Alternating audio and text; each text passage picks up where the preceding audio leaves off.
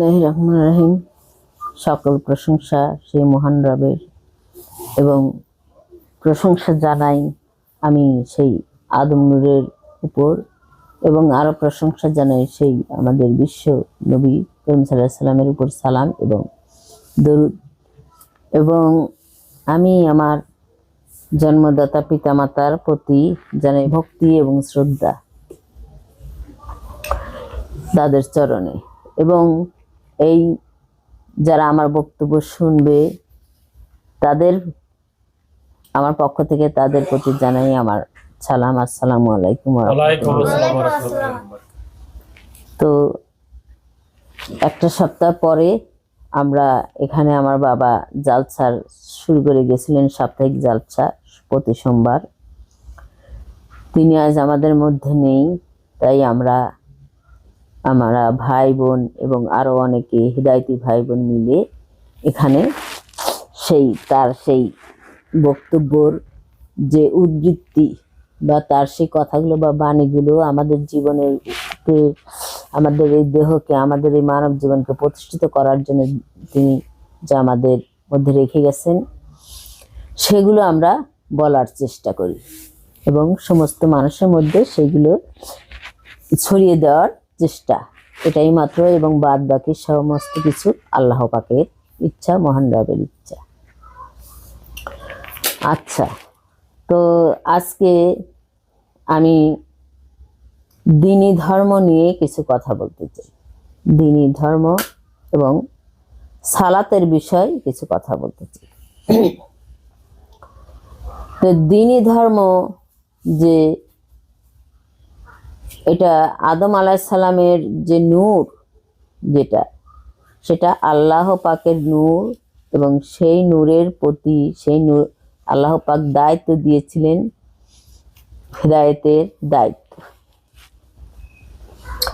তিনি বলেছিলেন যে আমার তরফের খলিফা এবং হেদায়েতের মালিক একমাত্র সেই আল্লাহ পাকের তরফ থেকে যার শান নূর, যার প্রতি তিনি খুদকারি দিয়েছিলেন, তার উপর এই দায়িত্ব তিনি দিয়েছিলেন। সেই যে আদম আলাইহিস সালাম, যার মধ্যে এই আদম নূর আল্লাহ পাকের তরফ থেকে ফুৎকারে দেওয়া হয়েছিল, যেটাকে আল্লাহ পাকের কোরআনের মধ্যে বলা হয়েছে যে আমি আমার রুহু, স্বীয় রুহু আমি ফুৎকারে ওই মানব ভাণ্ডের মধ্যে দিয়েছিল। তো তখনও তো তিনি এসেছিলেন, আদম আলাইহিস সালাম সেই নূর প্রাপ্ত হয়ে তখন এসেছিলেন, কিন্তু তখন সেটা দ্বীনি ধর্ম হয়নি কেন? এখন কেন দ্বীনি ধর্ম? তখন কেন দ্বীনি ধর্ম বলা হলো না, সেটা রাতের ধর্ম কেন বলা হলো? বা রাতের যুগ, এখন যে যুগটা এটা দ্বীনি যুগ, তখন কেন সেই রাতের যুগ বলা হলো, এখন কেন দ্বীনি যুগ বলা হলো বা দ্বীনি ধর্ম বলা হলো? তো আদম আলাইহিস সালাম তো তখনই ছিলেন, তিনি তো দ্বীনি নূর নিয়ে তখনই হাজির হয়েছিলেন। তো এর আগে আমি একটা প্রশ্ন করেছিলাম আমার অন্য ভাইদেরকে যে আদম আলাইহিস সালাম কেউ কেন নবী বলা হয়, কেন তাকে নবী বলা হয়? তো এটা যখন আমি দেখলাম যে কই তাদের বক্তব্যের মধ্যে কোনো সারা শব্দ নেই। অনেকবারই অনেক প্রশ্ন করা হয়েছিল, কিন্তু তার মধ্যে কোনো সারা শব্দ তেমন একটা পাইনি। তো আজ আমি সেই বিষয় নিয়ে এবং দ্বীনি ধর্মের বিষয় নিয়ে এবং সালাত বিষয় নিয়ে কিছু বক্তব্য এখানে আমি আমার মালিকের ইচ্ছাতে দিতে চাই। তো সেই দ্বীনি ধর্ম, দ্বীনি নূর সেই প্রথমেই দেওয়া হয়েছিল, কিন্তু সেখানে সেই দ্বীনি যুগ ছিল না। কেন ছিল না? কারণ সেখানে কোনো আদম আলাইহিস সালাম ব্যতীত কোনো মানব ছিল না। তাহলে তিনি যে তার যে দ্বীনি ধর্ম তিনি প্রকাশ করবেন বা মানতে দিবেন কাদের উপরে? ওখান থেকে আল্লাহ পাক সমস্ত যারা ছিল ওখানে আদম আলাইহিস সালামের সাথে যারা ছিল তাদের সবাইকে বলল যে তোমরা নিচে নেমে যাও, আমার তরফের হেদায়েত যখন আসে যে গ্রহণ করবে তাদের কোনো ভয় নেই। তাহলে এই হেদায়েত গ্রহণ যারা করবে, এই হেদায়েতটা গ্রহণ করার তো তখন কেউ ছিল না, তাহলে গ্রহণটা করবে কি? তাহলে এখন আদম আলাইহিস সালাম তো দ্বীন-ই নূর আনার পরেও তখন সেটা গ্রহণ করার মতো কেউ ছিল না। তাহলে আমরা যদি দেখি যে নবীরা, আমাদের মুর্শিদ পাকের বাণী অনুযায়ী নবীরা আগে এসেছে এবং তাদেরকে নবী বলা হয়েছে এবং কোরআনের পাকে বলা হয়েছে তাদের আমি জাতে জাতে নবী প্রেরণ করেছি। এটা তো জাতে জাতে যদি নবী প্রেরণ করা হয়ে থাকে, তা আদম আলাইহিস সালামকেও সেই কারণেই নবী বলা হয়েছে। কেন? কারণ যে ওই যে ফেরেশতা মণ্ডলী অর্থাৎ রবগণ যে ছিল, সেই রবগণের মধ্যে থেকে তাদের মধ্যে থেকে বের করে এনে ফেরেশতা মণ্ডলী বা রবগণ যে ছিল তাদের মধ্যে থেকে বের করে নিয়ে এসে তাদেরকে দুনিয়ায় নামা দেওয়া হলো। যেমন আল্লাহ থেকে নূর বের করে এনে আদম আলাইহিস সালামকে নামা দেওয়া হলো, আহমদন থেকে সেই হামাকে বা মকরমাকে বের করে এনে এই পৃথিবীতে নামা দেওয়া হলো। তাহলে যারা অতীতে ছিল, আউয়ালে ছিল, তাদের কিন্তু সরাসরি নামানো হয় নাই, তাদেরকে কিন্তু সরাসরি নামানো হয়নি, তারা কিন্তু এখনো সেখানেই রয়ে গেছে। তাদের তরফ থেকে এই মানব জন্ম চলতেছে। তো এখন তারা তো তখন সৃষ্টির মধ্যে সামিল ছিল, যাদেরকে রবগণ থেকে বের করে আনা হয়েছিল অর্থাৎ ফেরেশতা মণ্ডল থেকে বের করে আনা হয়েছিল, তারা তখন সৃষ্টির মধ্যে ছিল।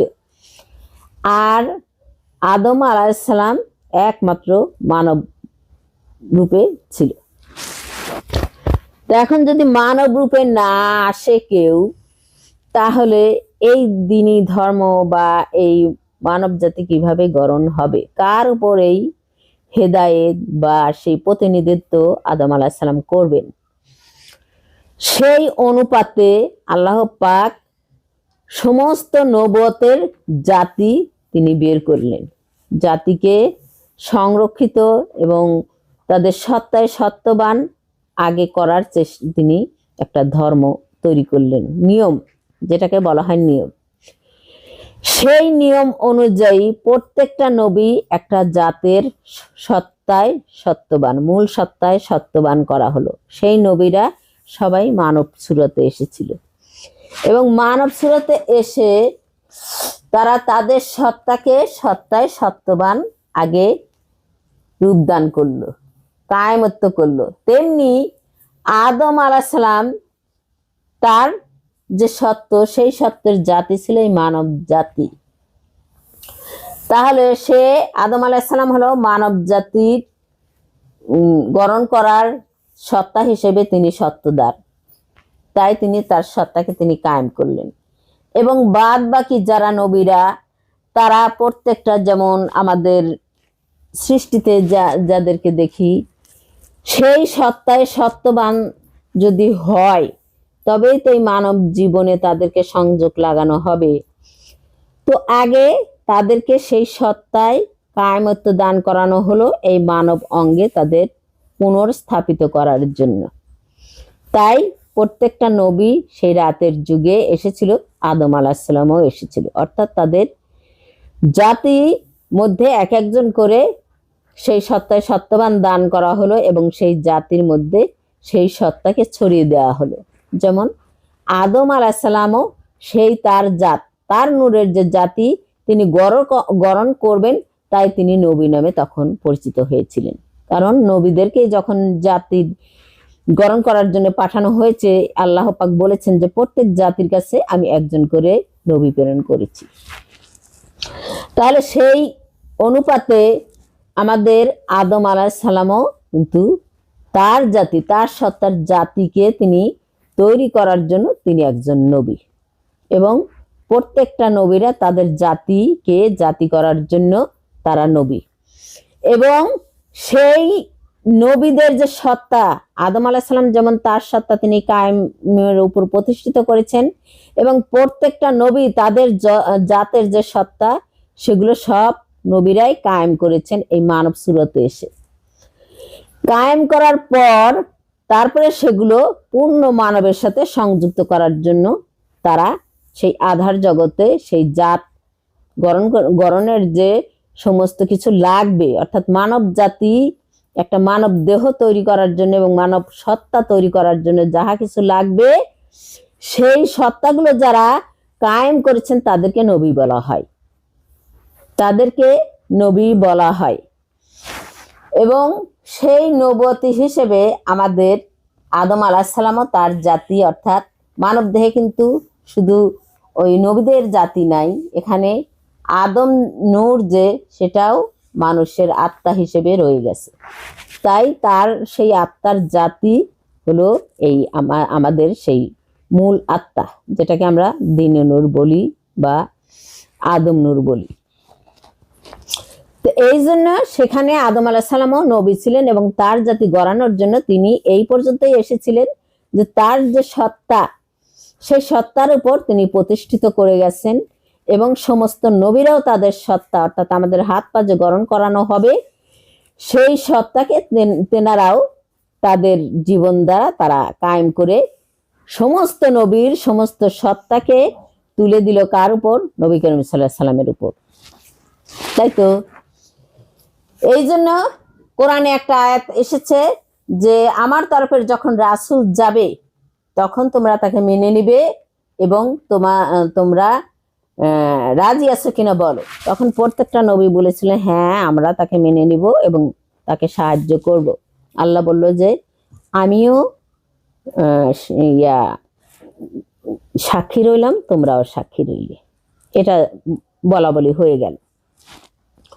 হওয়ার পর তাহলে এখন আদম আলাইহিস সালাম যখন নবী, এরাও তখন নবী, এখন সমস্ত নবীর সেই সত্তাগুলো এনে কোথায় রাখলো? একটা পাত্রে রাখা হলো। পাত্রটা কি? আধার। আপনারা যদি দেখেন যে মূলে যদি যাই তাহলে দেখেন যে আধারের মধ্যেই কিন্তু সকল সত্তা লুকায়িত ছিল নাকি? তাহলে যাহার মধ্যে সকল সত্তাকে রাখা হয়েছিল সেটাকে তো পাত্র হিসেবে ধরা চলে। যার মধ্যে স্বয়ং আল্লাহ পাকের নূরও তখন ছিল। তাহলে এখানে বোঝা যায় যে আল্লাহ পাকের নূর এবং সমস্ত নূরিতনের নূর ওখানে সেই আহমদিনের মধ্যে বেষ্টনী করা ছিল। এখান থেকে আল্লাহ পাক তার নূরকে তিনি প্রতিষ্ঠিত করে তিনি রব হিসেবে, মহান রব হিসেবে প্রতিষ্ঠিত হন বা বেলায়েত হিসেবে প্রতিষ্ঠিত হন, কিংবা তাহার বলে তিনি প্রতিষ্ঠিত হন। তো তাহলে এখানে বোঝা যাচ্ছে যে সেই আধারের মধ্যে সকলকে এক স্থানেই রাখা হয়েছিল। ঠিক তেমনি সমস্ত নবুয়তের নবুয়ত অর্থাৎ সত্তা নিয়ে এসে এই আহমদনের মধ্যে আবার রাখা হলে আহমদন এসে তার সকল কিছু সেই দ্বীনে নূরের উপর, দ্বীনে নূরকেও তার কাছে রাখা হলো। দেখেন কোরআনে দ্বীনে নূরের নাম আছে, শিওরবের নাম আছে, কিন্তু তার মানে কোরআন জগৎ হচ্ছে নবী করিম সাল্লাল্লাহু আলাইহি সাল্লামের মূল জগৎ। সেই জগতের মধ্যে দেখেন নূরের এই দ্বীনে নূরের কথাও বলা আছে, সেখানে সমস্ত নবুয়তের নূর রাখা হলো এই কোরআনের মধ্যে, অর্থাৎ আহমদনের মধ্যে সমস্ত নূর এনে রাখা হলো। রেখে সেখান থেকে দেখেন এই মানব জন্ম, পূর্ণ মানব জন্মের শুরু করে দিল দ্বীনে নূরের উপর এই ধর্ম চালনা করে দেওয়া হলো। কারণ এখানে এসে মানব সুরত, পূর্ণ সুরত পেল এবং তাদেরকে সেই দ্বীনে নূরের উপর তাদের প্রতিষ্ঠা হওয়ার জন্য সমস্ত দায় দায়িত্ব এই কোরআন মারফত আল্লাহ পাকের বাণী, সেই মহান রবের বাণী এর মধ্যে দিয়ে দেওয়া হলো যে তোমরা এই বাণীগুলো যদি এখন থেকে নিয়ম কানুনের মধ্যে পালন করো তাহলে তোমরা সেই দ্বীনি রবের উপর বা সেই আদম রবের উপর তোমরা প্রতিষ্ঠিত হতে পারবা। তাহলে এখানে কিন্তু বোঝা গেল যে তখন কেন আধারের যুগ ছিল, এখন কেন দ্বীনি যুগ। অর্থাৎ তখন সমস্ত সত্তা তাদের সত্তায় কায়েম হওয়ার যুগ ছিল, এবং যুগ থেকে সেই আধার মধ্যে তারা সকল কিছু স্থাপনা করলো। আর সেই আধার এসে সমস্ত আধারকে বিলীন করে দিয়ে সমস্ত সত্তাকে তিনি তুলে দিলেন কার কাছে? এই দ্বীনি নূরের রবের কাছে, অর্থাৎ এই আদম নূরের কাছে।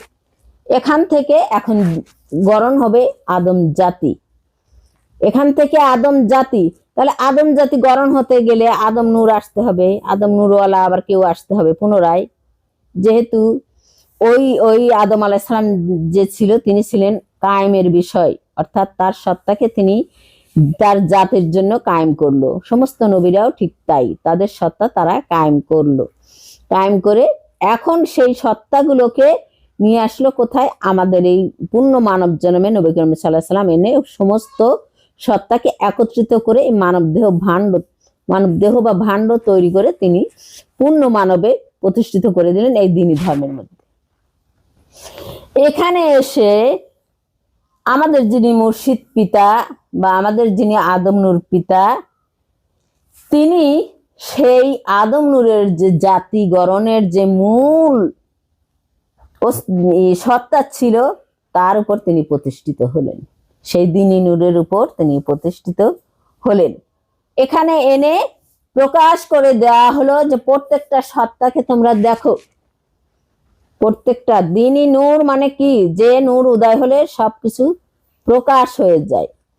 সেই প্রকাশ হওয়ার জন্য এই দ্বীনি নূরকে এখানে নিয়ে আসা হলো, এবং তার তরফের জন্মে একজন মানুষ আনা হলো। মানুষ না আসলে তো এটা প্রকাশ হবে না। সেই প্রকাশ করার জন্য আমাদের মুর্শিদ পিতা তিনি সেই সত্তার উপর দাবি করলেন যে আমি সেই দ্বীনি নূরের সত্তা বা আদম নূর বা আল্লাহ পাকের সেই নূর।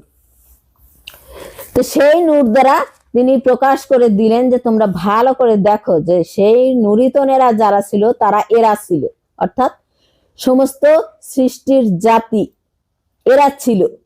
তাদের উপর তাদের সত্তায় সত্যবান প্রত্যেকটা নবী যারা সেই আধারের যুগে ছিল, আর তারা সেই যুগ থেকে এই মানব জন্মে আসার জন্য প্রত্যেকটা নবীরা সেই নবী করিম সাল্লাল্লাহু আলাইহি সাল্লামের উপর তাদের সত্য তুলে দিয়ে তারা এই মানব জন্মে এই দ্বীনি নূরে এখন সমস্ত জাতি যখন শেষ হয়ে গেল গড়নের, তখন তারা এক জাতিতে পরিণত, অর্থাৎ এক আদম জাতিতে পরিণত হওয়ার জন্য এখানে সেই দ্বীনি নূরের রবকে আনা হলো, বা দ্বীনি নূরের মুর্শিদকে আনা হলো, বা সেই মানব গুরুকে আনা হলো।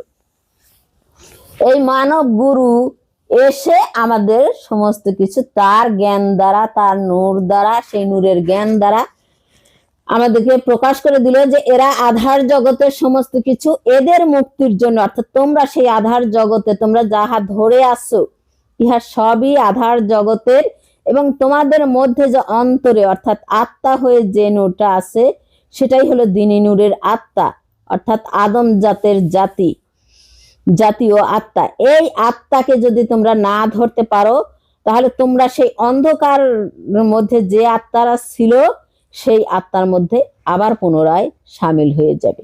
এটা তিনি প্রকাশ করে দিলেন, এবং সেই দ্বীনি জাতি অর্থাৎ আদম জাতি গড়ার জন্য এখানে সমস্ত মানুষ যখন পূর্ণতা পেল, সেই মানুষদের উপর তিনি সেই নুরিতনদের দ্বারা সেই মানবগুলো যখন পূর্ণতা পেল, তখন সেই মানবদের উপর তিনি তার সেই হেদায়েতটা প্রতিষ্ঠিত করলেন। তাই তো, তাহলে তিনি এসে সেই পূর্ণ মানবের উপর হেদায়েত দিলেন। এখানে যদি তিনি না আসতেন, সে দ্বীনি ধর্ম না আসতেন, তাহলে এটা কখনোই হতো না। ওখানে জাতিগরণ করা হয়েছে, ওখানে জাতির সূচনা করা হয়েছে, এখানে জাতি গরণ করা হবে দ্বীনি নূরের জাতি। ওখানে আদম আলাইহিস সালাম তিনি সেই সত্তার উপর প্রতিষ্ঠিত করেছেন তার জাতি গরণ করার জন্য। নবীরা তার জাতিকে এই মানব সুরতে আনার জন্য তাদের সত্তাকে প্রতিষ্ঠিত করেছেন। আর এই সময়ে সেই আদম নূর বা সেই দ্বীনি নূর সেটা প্রকাশ করলেন যে তোমরা ভালো করে দেখো যে এরা হচ্ছে সেই সৃষ্টির জাতি, এদের দ্বারা কি হয়, আর এই আদম নূরের জাতি যে আদম নূরের নূর যে তার সেই সত্তা দ্বারা কি হয়। এটা যখন প্রকাশ হয়ে গেল দ্বীনি ধর্মের মধ্যে, তখন তিনি বুঝাই দিলেন যে তোমাদের মুক্তি একমাত্র আমার জাতি যদি তোমরা হতে পারো, সে আদম নূরের জাতি, তবেই তোমাদের মুক্তি। এটা তিনি দ্বীনি ধর্মে নিয়ে এসে সেটা প্রকাশ করে দিলেন এবং দ্বীনি ধর্মের উপর সমস্ত মানুষকে প্রতিষ্ঠিত হওয়ার জন্য তিনি নির্দেশ দিয়ে দিলেন। এটাই হলো দ্বীনি নূর পালন করার বা বোঝার, বা দ্বীনি নূর কেন আমরা নিব তার একমাত্র ফয়সালা। এটা তার একমাত্র ফয়সালা, কেন আমরা সেই দ্বীনি নূরকেই ধরব, কেন আমরা সেই আত্মনূরকে ধরব, কেন আমরা দ্বীনি নূরওয়ালার কাছে আমরা হেদায়েত গ্রহণ করব। আমরা যদি সেখান থেকে হেদায়েত গ্রহণ না করি তাহলে আমরা বনি আদমি থেকে যাব। তাহলে আমরা বুঝতে পারলাম যে আসলে দ্বীনি নূর কেন এখন, তখন ছিল না। কারণ তখন সমস্ত জাতি আগে গ্রহণ করা হয়েছে, আর এখন সমস্ত জাতিকে একত্রিত এক ঝোলার মধ্যে, অর্থাৎ আদম নূরের তরফ থেকে যে আদম সালাত, সেই আদম সুরাতের সালাত, তার মধ্যে সমস্ত সেই সত্তাকে এক ঝুলির মধ্যে এনে সমস্ত জাতিকে এক এক জাতির উপর, অর্থাৎ আদম জাতির উপর বা আদম জাতির উপর প্রতিষ্ঠিত করা হলো। এটাই হচ্ছে মূল কারণ, এবং সেই জাতের উপর যেন এরা পরবর্তী জীবনে গিয়ে থাকতে পারে। তাই এই যুগে এসে সেই আদম আলাইহিসসালাম বা দ্বীনি নূরের রবকে নিয়ে এসে সমস্ত মানুষকে তার আন্ডারে করে দেওয়া হলো, যে তাকে এখন তোমরা মেনে নাও এবং তার কাছে তুমি হিদায়াত গ্রহণ করো, গ্রহণ করে তারপরে তোমরা সেই জাতের শামিল হয়ে যাও, অর্থাৎ আদম জাতের শামিল হয়ে যাও। এটা দ্বীনি নূরের ফয়সালা, বা দ্বীনি নূর কেন এখানে আসলো তার ফয়সালা। আচ্ছা, এবার আমরা যদি দেখি যে কিছু কিছু মানুষ বলে যে সালাত কায়েম সেটা নাকি এই সৎকর্ম করলে হয়ে যাবে, সৎকর্ম করলেই হয়ে যাবে, এই যে রুকু সিজদা আমরা করি এটা করলেই হয়ে যাবে, বা সিয়াম পালন করি এটা করলেই হয়ে যাবে। এটা তো আচ্ছা, আমরা যদি মুর্শিদের বাণীগুলো স্মরণ করি তাহলে মুর্শিদ আমাদেরকে বলছে কিনা যে প্রত্যেকটা নবুয়ত জাতির একটা করে সালাত আছে, বলছে কিনা? তাহলে যদি তাই বলে থাকে তাহলে আমরা আমাদের মধ্যে দেখি প্রত্যেকটা নবুয়ত জাতির একটা সালাত আছে কিনা আমাদের মধ্যে। সেই আদম সালাতের ভিতরে যে সমস্ত সত্তাকে রাখা হলো, সেই আদম সালাতের মধ্যেও আবার তাদের সালাত আছে কি না এটা দেখতে হবে। এবার আপনাদেরকে আমি দেখাই যে দেখেন আমাদের যে কিডনি আছে, এটা তো সেই নবুয়তের জাতি নাকি? তো কিডনির যে মধ্যে ভিতরে যে কাজ করে, পানির যে রক্ত যে চেকনি হিসেবে বা যে কাজের জন্য তাকে দায়িত্ব দেওয়া হয়েছে, সেই কিডনিটার উপরে একটা চামড়া দিয়ে তাকে বেষ্টনী করা আছে কিনা? আছে। আচ্ছা, আমাদের যে হাড় আছে তার উপরেও একটা চামড়া দিয়ে বেষ্টনী করা আছে কিনা? আছে। তারপরে আবার দেখেন যে আমাদের মধ্যে যে রক্ত চলাচল করতেছে, কাজ করে হলে রক্ত, তাই না? রক্ত আর কাজ করে না, তাই না? রগের মধ্যে সে রক্ত যে চলাচল করে, যে রগের মধ্যে দিয়ে, সে রগটা হচ্ছে তার সালাত, সেই রক্তর সালাত, তাই না? যেমন আমাদের সালাত হচ্ছে আমাদের এই চামড়া, তাহলে তাদের যে বেষ্টনী করে রাখছে সেই নবুয়তের যে পার্টস পাতি আমাদের মধ্যে রয়ে গেছে, সেই পার্টস পাতিগুলোকে যারা বেষ্টনী করে রাখিছে, তাহলে সেই নবুয়তের সালাত গুলো সেগুলোই নাকি? তাহলে আমাদের ভিতরেও কিন্তু সালাতের ভিতরেও সালাত লুকায়িত রয়েছে। কাদের সালাত সেটা? এই যে আমরা যেটা দেখতেছি এটা হচ্ছে আদম নূরের তরফের সুরতের সালাত না? আর আমাদের মধ্যে যাদের রাখা হয়েছে, অর্থাৎ যত নবুয়ত রাখা হয়েছে তাদেরও আবার আমাদের ভিতরেও আবার সালাত পড়ায় রাখা হয়েছে, তাই তো? নাকি তাদের উলঙ্গ করে রাখা হয়েছে ওখানে? এই যে দেখো, এই যে পাকস্থলী দেখো, উপরে আগে একটা চামড়া দিয়ে বেষ্টনী করা, তারপরে তার মধ্যে, তাই না? আবার এই যে গর্ভ দেখো, যেখানে সন্তান রাখা হয় তার উপরে একটা চামড়া দিয়ে বেষ্টনী করা, তার মধ্যে সেই কাজ হয় নাকি? উপরে কাজ হয়, উপরে কিন্তু কাজ হয় না। চোখ দেখো, সেই চোখের যে এই যে সাদা একটা অংশ, সেখানেও দেখো একটা চামড়া দিয়ে পর্দা করে আড়াল করা হয়েছে, তাকে, তার সত্তাকে আড়াল করা হয়েছে। মণিটা দেখো, তাকেও একটা পর্দা দিয়ে আড়াল করা হয়েছে নাকি অন্য কিছু? তাহলে এরকম প্রত্যেকটা আমাদের সালাতের মধ্যে, সেই আদম সূরাতের সালাতের মধ্যেও তাদেরকে সালাত পড়ায় রাখা হয়েছে নাকি? আবার দুনিয়া ভিত্তিতে দেখো যে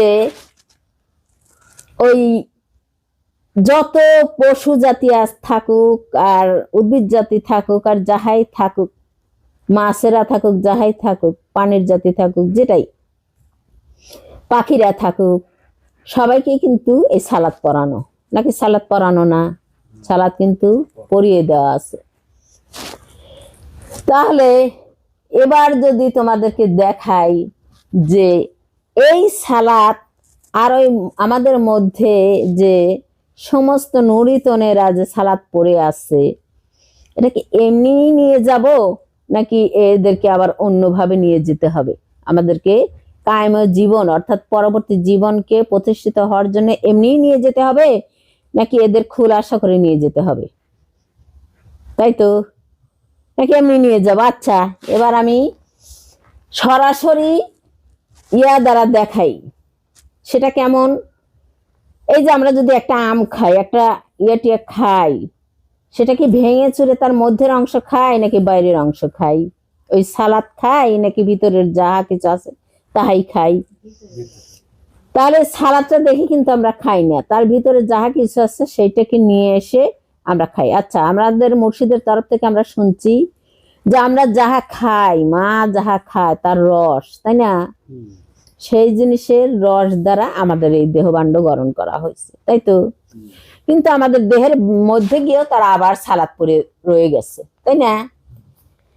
তো এখন তারা যে দুনিয়ায় সালাত পড়ে আছে, সেই সালাদটাকে আমরা ভেঙে চুরে, কিছু সালাত আমরা ফেলে দিই, আবার কিছু জিনিস আছে যেগুলোর আমরা সালাদ সহই খেয়ে ফেলি। যেমন আম, এটা আমরা উপরে তার সালাদটাকে ফেলে দিয়ে শুধু ভিতরের অংশটাকে খাই, তাই তো? কিন্তু জামটা কিন্তু সালাদ সহকারেই খাচ্ছি, কিন্তু খেলেও আমান জাম কিন্তু খাচ্ছি না। তা কি খাই? জামটাকে চাবায়ে চুরমার করে তার মধ্যে যেটা আছে সেটা আমরা নিয়ে যাই, তার মধ্যে থেকে যে রসটা সেটা নিয়ে আমাদেরকে দেহ গঠন করা হয়েছে নাকি? না আর কিছু?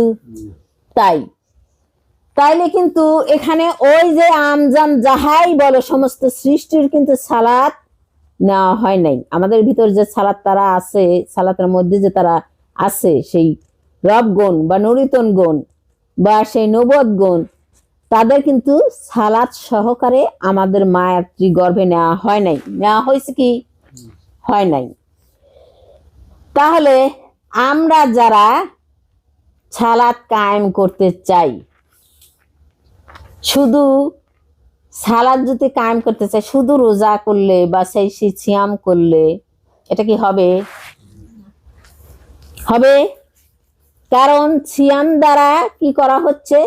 তোমরা তোমাদের সত্তাকে পবিত্র করো, এইটাই তো। আচ্ছা, পবিত্র কি? সেখানে যদি কোনো ময়লা থাকে, আবর্জনা থাকে, সেটা আমরা কি করি? আমরা যদি এই যে মাংস খাই, ফল খাই, যা খাই, ধুয়ে খাই না? অর্থাৎ তাকে ধুয়ে শুদ্ধ করে তারপর পরিষ্কার করে খাই, তাই না?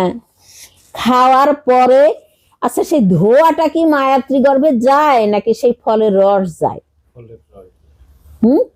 তাহলে সেই ধোয়াটা কিন্তু যাচ্ছে না। আমরা যে ফলটা ধুয়ে খাচ্ছি বা মাংসটা ধুয়ে খাচ্ছি বা মাছটা ধুয়ে খাচ্ছি, সেই ধোয়াটা কিন্তু যাচ্ছে না। তাহলে আমরা যে সিয়াম পালন করব, সেই সিয়াম পালন দ্বারা আমাদের মধ্যে যে সমস্ত সত্তা রয়ে গেছে তাকে আমরা ধুয়ে মুছে পরিষ্কার করতেছি না? এটাই তো, শুধু এটুকুই, এটুকুই। তারা কিন্তু পরিবর্তন হচ্ছে না। আচ্ছা, একটা আম ধুলে কি সে আম পরিবর্তন হয়? কখনোই না। আম যখন আমরা খায়া ভিতরে দেই, মা যখন খায়া ভিতরে দেয়, তখনই তো তার পরিবর্তন আসে নাকি?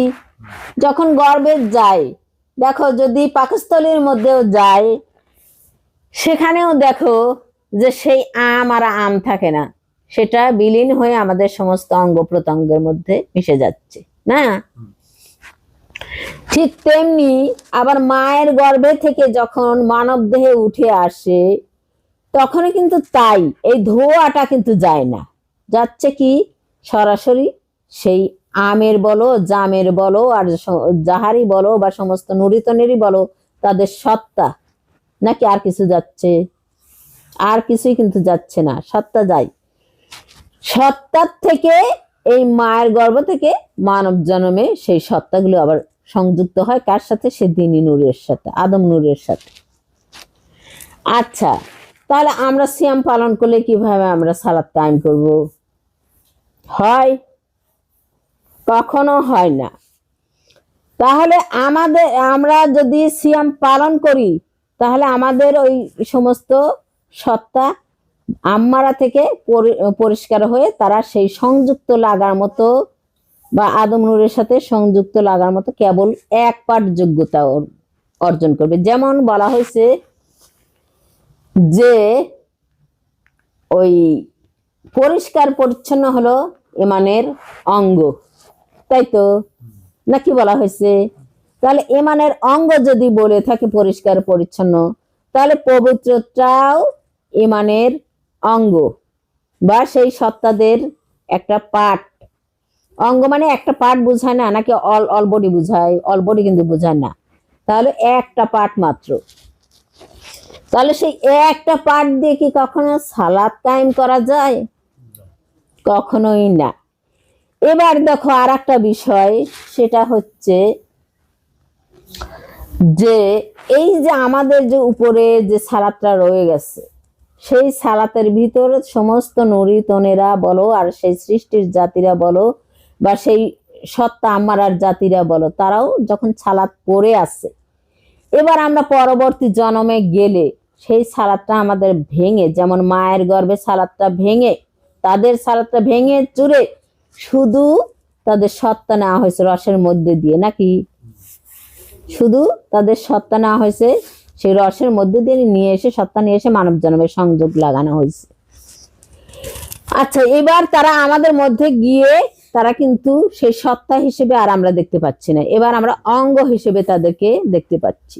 তাহলে সেই প্রত্যেকটা অঙ্গের কিন্তু আবার সালাত পড়ানো রয়ে গেছে, সালাতের ভিতর সালাত।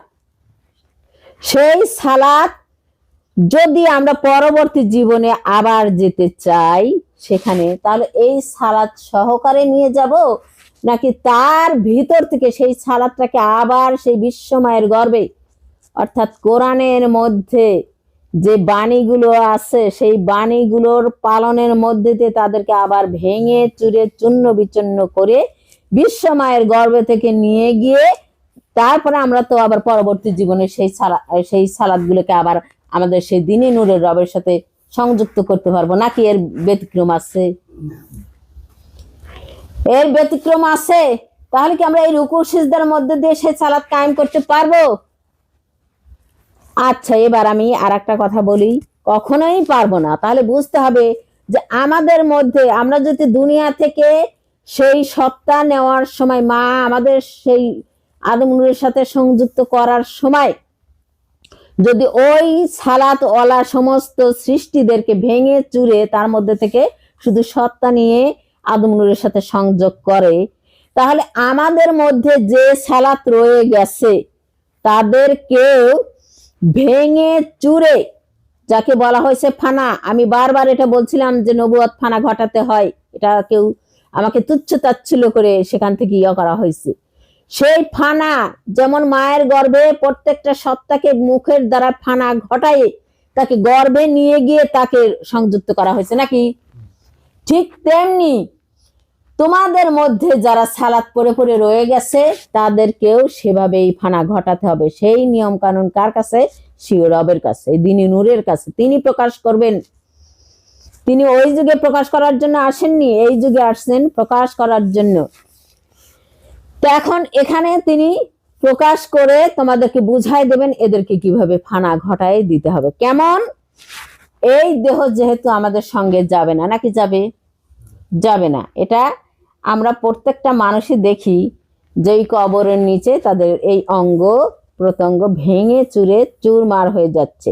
যার একটা আয়াত আছে যে তোমরা চার পাখিকে পোষ মানাও, তার মানে এই পাখিগুলো সমস্ত কিছুই ওই যে বলছে না যে তাদেরকে টুকরা টুকরো করা হবে এবং পাহাড়ে রাখা হবে, তাদেরকে আবার ডাক দিলে চলে আসবে। তার মানে এদের যে সত্তা আছে তাদের তোমরা পোষ মানাও, তাদেরকে পোষ মানাও। কেমন করে? তাদেরকে আগে ভেঙে চুরে টুকরা টুকরা করো, টুকরা টুকরা করে পাহাড়ে রাখো, তারপর ডাক দাও। তাহলে এই টুকরা টুকরা করে সেই বিশ্ব মায়ের গর্ভে রাখতে বলা হচ্ছে, ফানা ঘটায় দিয়ে। না কি বুঝায় এখানে? এখানে কি বুঝায়? সেই চার পাখির মধ্যে যে আবার হাজার হাজার পাখি রয়ে গেছে, লক্ষ লক্ষ রয়েছে না, তারা নবত রয়ে গেছে না, অনেক নবত, সেগুলোকে আবার সেই ফানা ঘটা দিয়ে অর্থাৎ টুকরো টুকরো করে কোথায় পাহাড়ে রেখে আসে, আবার ডাক দিলে তারা আসবে। অর্থাৎ সমস্ত কিছু মায়ের গর্ভে তোমরা করো, গচ্ছিত করো। যেমন মা সমস্ত পৃথিবীর সৃষ্টিদেরকে খেয়ে গচ্ছিত করে, সেটা আদম নূর যখন যায় তার গর্ভে তার সাথে সংযুক্ত করে দিছেন না। ঠিক তেমনি তোমাদের মধ্যে যে চার পাখির অর্থাৎ চার রিসালতের মধ্যে যে সমস্ত কিছুর নবুয়ত রয়ে গেছে, জাতি রয়ে গেছে, সেই জাতিদেরকে তোমরা টুকরো টুকরো অর্থাৎ ভেঙে চুরমার হয়ে যাবে কবরে যাওয়ার পর। এখান থেকে সেই ভেঙে চুরমার হওয়ার আগে এখান থেকে তোমরা এমন ভাবে তাদেরকে ভেঙে চুরমার করে দিয়ে তাদের মধ্যে থেকে যে সেই মূল জিনিসটা রয়ে গেছে, যেমন একটা আঠি বুনলে কি তার মধ্যে মূল কোনটা? ওই একটা অঙ্কুর থাকে, সেখান থেকে গাছ বের হয় না, সেটাকে ধরে নিয়ে আসো। তাহলে সেটাকে ধরতে গেলে আগে আমের চোচাটাকে ফেলে দিতে হবে, আমটাকে ফেলে দিতে হবে, আমের আঠির উপরের ভাগ ফেলে দিতে হবে, তারপর তো সেটা রয়ে গেছে নাকি?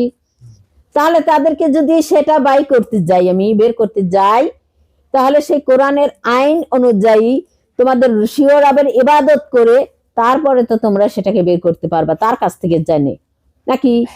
তো এই কারণে তো বলছে যে তোমরা চার ইয়াকে তোমরা আয়ত্তে আনো, তোমাদের এমন ভাবে পোষ মানা জানো তোমরা তোমাদের আয়ত্তে থাকে, তারপরে তোমরা রেখে দাও সেই পাহাড়ের উপরে, কোথায়? অনেক দূর পাহাড়ের উপরে, অর্থাৎ সেই বিশ্ব মাতার গর্ভে, নাকি? তো সেখানকার নিয়ে তোমরা যখন তাকে সেই মা যেমন চূর্ণ বিচূর্ণ করে দিয়ে তার গর্ভে নিয়ে যায়, ফানা ঘটায় দিয়ে, ঠিক তেমন করে তোমরাও চূর্ণ বিচূর্ণ করে গর্ভে সেই বিশ্বমায়ের গর্ভে রাখো। কেমন সেটা আমি তোমাদেরকে বোঝাই দেই। আচ্ছা, আমরা যদি এই এই জাহানের বাড়িতে এখন আসি না, জাহান যদি এখন মনে করে যে এই বাড়িতে আর আমি থাকবো না, আমি ঢাকাতে গিয়ে এখন থেকে থাকবো, তাই তো? তাইলে তার যে নিত্য প্রয়োজনীয় জিনিস তার ঘরেই আছে না, ঘরে আছে। তো সেই জিনিসগুলো যখন কি করে, যখন যায় কোনো জায়গায় যায়, তখন সেই আলমারির মধ্যে থেকে কিছু কাপড়, এখান থেকে ওটা, ওখান থেকে ওটা, সেটা অন্য অন্য জায়গা থেকে বের করে নেয় না।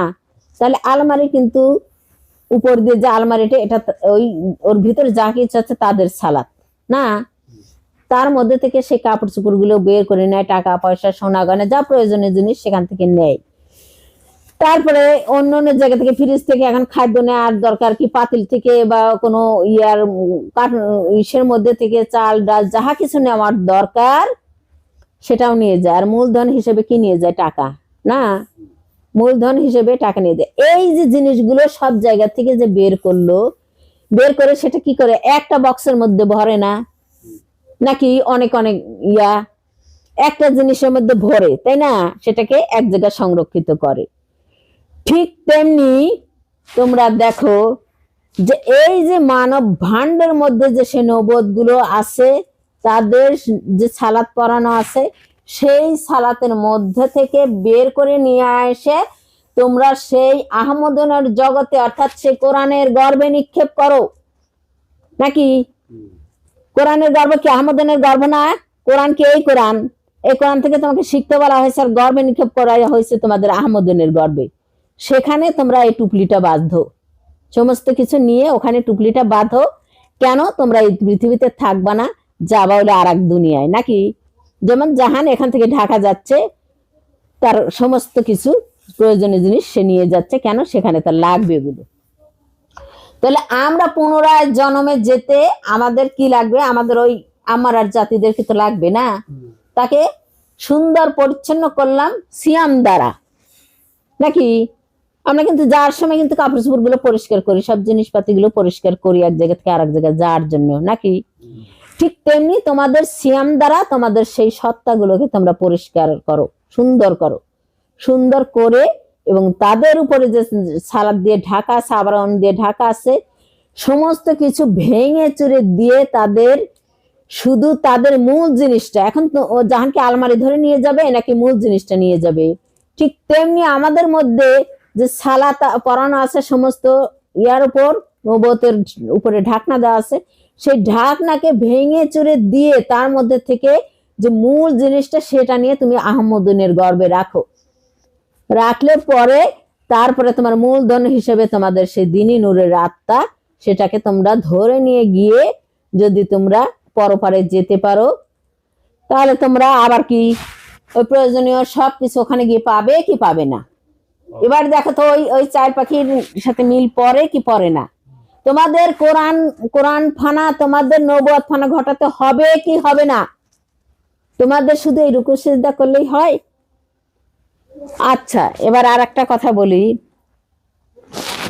সেটা হচ্ছে যে এই যে মনে করো কোরআনের যে আইন, তোমরা শিয়রের ইবাদত করো, তোমরা হজ করো, তোমরা রুকু সিজদা করো, তোমরা সালাত কায়েম করো, তোমরা যাকাত দাও, আচ্ছা এগুলো কি দিচ্ছে না অন্য কেউ? দিচ্ছে না? সেই নিয়মেই তো দিচ্ছে। তোমরা কোরবানি করো, সেই নিয়মে দিচ্ছে না যেভাবে কোরআনে বর্ণনা করা আছে? হচ্ছে না কেন? হচ্ছে না কেন? তারা তো সেভাবেই করতেছে, কেন হয় না? অর্থাৎ কোরআনের মধ্যে যাহা দেখানো হয়েছে, তাহা যেভাবে দেখানো হয়েছে তাহার সেই রূপ সেভাবে নয়, তার মধ্যেও কিছু আছে। যেমন কোরআনের ওই দেখানো পথই যদি সত্যি হতো, সেই বাস্তবতায় রূপ নিত, তাহলে প্রত্যেকটা মানুষ, অনেক মানুষই হজ করে আসে কিন্তু হজের বর্ণনা দিতে পারে না, তার ফল হিসেবে তারা কি পেল সেটা বলতে পারে না। কিন্তু দেখো আমাদের মুর্শিদ পিতা বাড়ির থেকে হজ করে সব বলতে পারে, বাড়ির থেকে হজ করে বলতে পারে সে। তাহলে এখান থেকে বোঝা যাচ্ছে যে কোরআনে যে হজটা দেখানো হয়েছে সেটা ওটা শুধু নকশা মাত্র, তোমাদেরকে নকশা দেখানো হয়েছে, সেই হজটা এই হজ নয়। এই মুর্শিদ যেটা করছে এই হজ ওই হজ নয়, কখনো নয়। কোরআন যেটা দেখাইছে সেটা তোমাদের নকশা দেখানো হয়েছে, ওটা কাগজে লিপিবদ্ধ আছে, শুধু নকশা হিসেবে পালন করতে হবে তোমাদের সেই মূল হাকিকতটা জেনে, নাকি?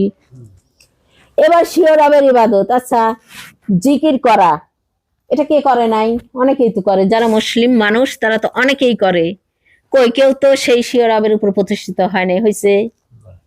কিন্তু আমাদের মুর্শিদ পিতা হয়েছেন, শিয়রের উপর প্রতিষ্ঠিত হয়েছেন, হয়েছে কিনা?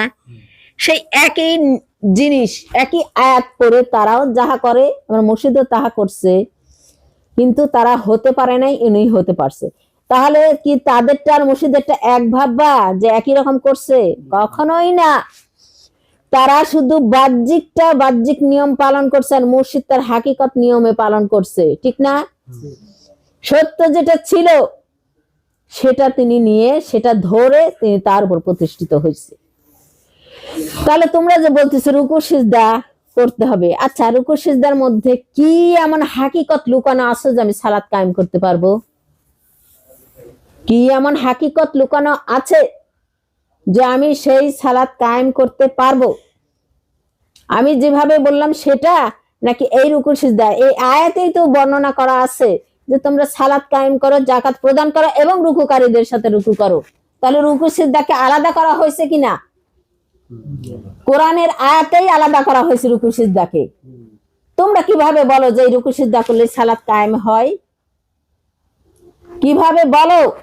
যে রুকু সিজদা করলে সালাত কায়েম হয়, তোমাদের জ্ঞান কতটুকু? তোমাদের জ্ঞান কতটুকু? এই কোরআন পড়েই দেখো আমাদের মসজিদ কোথায়, আবার এই কোরআন হাজার হাজার লক্ষ লক্ষ মানুষ পাঠ করতেছে, তার মানে কি বলবো, অক্ষরে অক্ষরে মনে হয় যে তারা ব্যাকরণ দিয়ে সব বুঝে নিচ্ছে, তারপরে কি সেই হাকিকতের বোঝা তাদের জ্ঞানে আসছে? তাহলে হাকিকতটা অন্য। তোমাদেরকে যা দেখানো হয়েছে তার মধ্যেও কিছু আছে। এই জাহানকে এইভাবে দেখানো হচ্ছে, তুমি কি তার অন্তর দেখতে পারো? তোমরা তোমরা কি তার অন্তর দেখতে পারো? তোমরা কি তার দৃষ্টি দেখতে পারো? তোমরা কি তার শোনায় শুনতে পারো? কখনোই না। তো কোরআন যাহা বলেছে, সেই কোরআনের আল্লাহ, কোরআনের রব অর্থাৎ আল্লাহ পাক যে কোরআনে যাহা কিছু বলেছে, সেই জ্ঞান যদি রবের কাছে থাকে, সেটা কি কোরআনের মধ্যে আছে? আল্লাহ তো নিজেই বলছে, ওখানে বলছে যে আমার এই কোরআনের জ্ঞান আমার মধ্যে একমাত্র আছে, আমি যার অন্তরে দেই সেই পায়। তো অন্তর কোথায়? অন্তর হলো মানুষের সেই গভীরে, নাকি সেটা বাইরে? তাহলে সেই গভীরে আমাদের নয়, মুর্শিদ আদম নূরকে আল্লাহ পাক দিয়েছিলেন। কেন দিয়েছিলেন? কারণ তিনি সেই রবের উপর, তিনি সেই রবের সাথে তিনি সংযুক্ত হয়েছিলেন, নাকি? তাই রব তার অন্তরে দিয়েছিলেন। এখন অন্তরে যেটা দেয় সেটা কি দেখা যায়?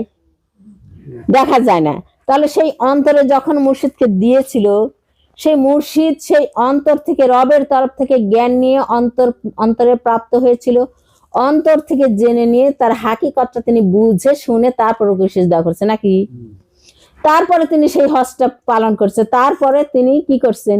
এই স্বীয় রবের ইবাদতটা সেভাবেই করছেন, নাকি? তার কোরবানিটা সেভাবেই হয়েছে, তার হজটা সেভাবেই হয়েছে। তোমরা যতই বলো যে আমরা করি, আমরা হ্যান করি ত্যান করি, যারা হাকিকত না বলতে পারে তারা কখনোই সেই স্বীয় রবের জ্ঞানে সেটা করে নাই, শুধু দেখা দেখি জ্ঞানে করছে। শুধু দেখা দেখি কোরআনের নিয়ম যেটা দেখানো হয়েছে সেই নিয়মে তারা পালন করছে, কিন্তু সেটাও তারা ধরতে পারবে না। অত সহজ নয় এই কোরআন। যদি সহজ হতো তাহলে এই রব বলতো না, মালিক বলতো না যে এটা আমার কাছে, এর জ্ঞান একমাত্র আমার কাছে। তিনি বলতো যে এর জ্ঞান আমি ওই কোরআনের মধ্যেই দিয়ে দিছি। তাকে বলছে, তিনি বলেন নাই।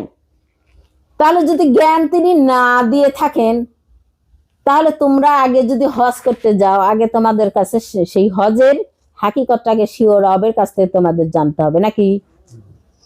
তোমরা যদি সেই কোরবানি করতে যাও, সেটাও তোমাদের স্বীয় রবের কাছ থেকে জানতে হবে, নাকি?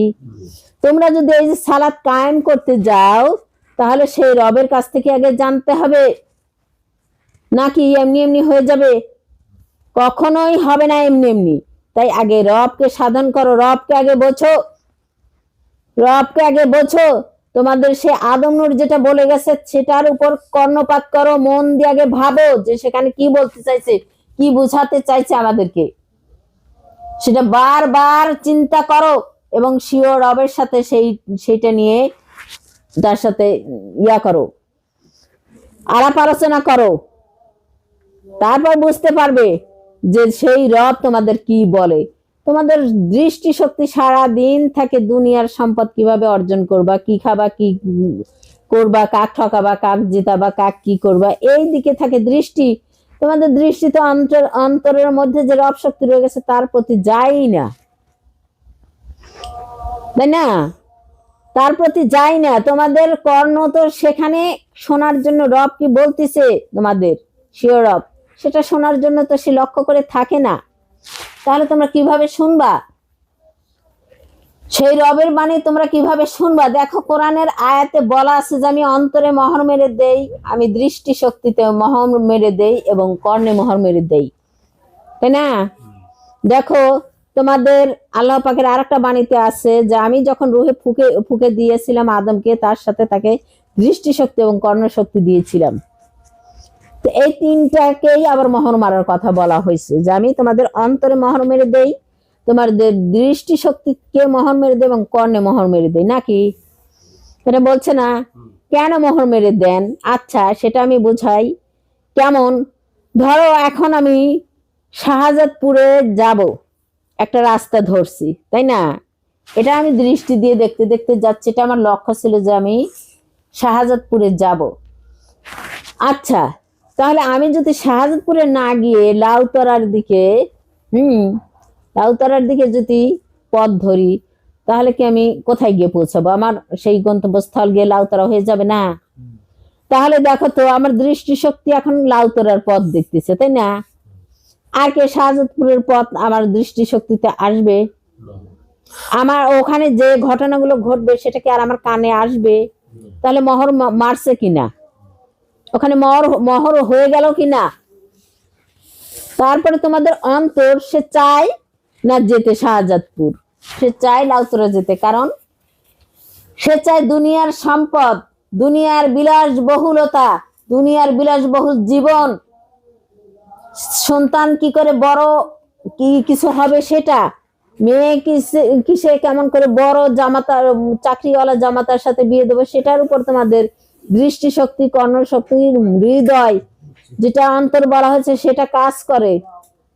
তাহলে আল্লাহর প্রতি যারা অনুগত নয়, তার প্রতি যারা সেই মনোযোগী নয়, তাহলে আল্লাহ তরফ থেকে তারা এমনি অলরেডি তাদের মোহর হয়ে যায়। মোহর কাউকে মারতে হয় না, সে নিজের মোহর নিজেই মেরে দেয়। কারণ সে শাহজাদপুরের রাস্তায় যাওয়ার কথা, কিন্তু সে গেছে লাউতরার রাস্তায়, তাহলে তার ওই রাস্তা এমনিতেই বন্ধ হয়ে গেছে নাকি?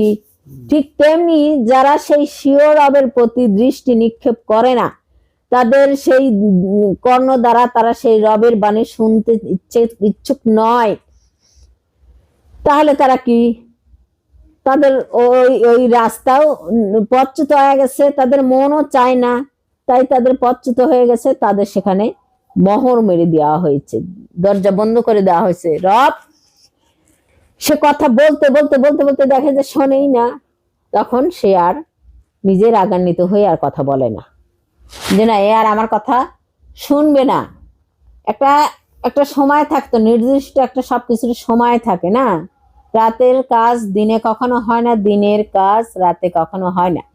এখন সূর্য সকালবেলা উদয় হয়, আমাদের সারাদিন যে কাজগুলো দেওয়া হয়েছে সেই কাজগুলো যদি এখন আমি রাতে দিনে না করলেই না, সেই কাজগুলো যদি আমি রাতে করতে যাই, আর হবে? কখনোই আর হবে না, কখনোই আর হবে না। তাই সময়ের যে কাজ, যেখানের যে কাজ সেখানেই তোমরা করতে শিখো।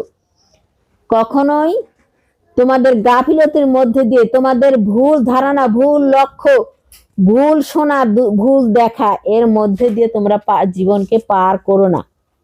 এটা জীবনকে পার করা মানে তোমাদের জীবনকে তোমরা নষ্ট করে দিলে।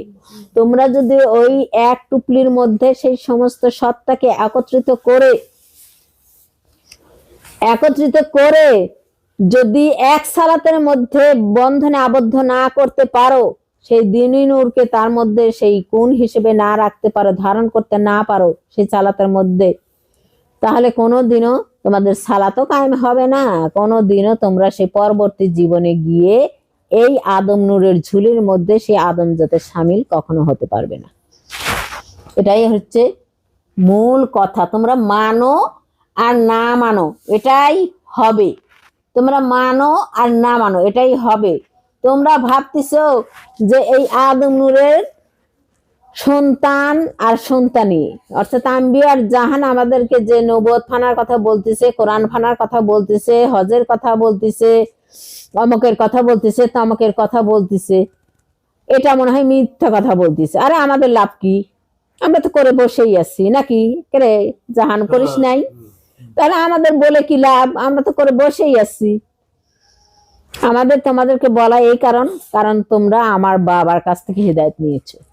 তোমরা প্রতিষ্ঠিত হলে আমার বাবার সেই ইচ্ছায় তিনি প্রতিষ্ঠিতবান হবেন, তাই এর ব্যতিরেকে আমাদের কিছু নাই। আর মালিকের ইচ্ছা, তাই আমাদের বলা নাকি? মালিকের ইচ্ছা, আদম নূর এখানে এসেছিল তার জাতি গড়নের জন্য, সেটা যেন হয়, সেই কারণে এটা মুর্শিদের তরফ থেকে বা আমাদের রবের তরফ থেকে আমাদেরকে এখানে রাখা হয়েছে, এমনি এমনি না, এমনি এমনি না। এটা আমাদের উপর একটা দায়িত্ব পড়ে গেছে রবের তরফ থেকে। তাই আমরা বলতে থাকি, আমাদের কেউ চারে পয়সা দেয়ও না বা কোনো কিছু সম্মানও দেয় না ধরতে গেলে, এমনকি টাকা তো দেয়ই না, সম্মানও দেয় না। তাহলে আমরা তবুও বলি, কেন বলি?